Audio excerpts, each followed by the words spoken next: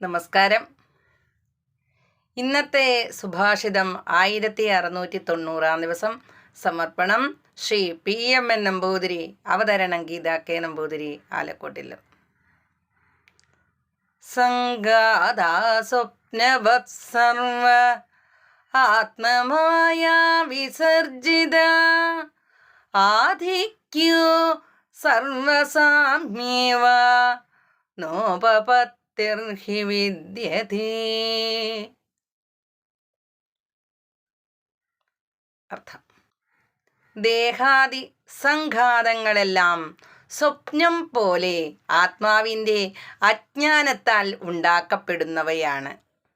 ചില ദേഹങ്ങൾ ഉത്കൃഷ്ടമാണെന്നതിലോ പഞ്ചഭൂതാത്മകമാകയാൽ എല്ലാം സമമാണെന്നതിലോ യാതൊരു യുക്തിയുമില്ല. ഹരി ഓം. നന്ദി. നമസ്കാരം.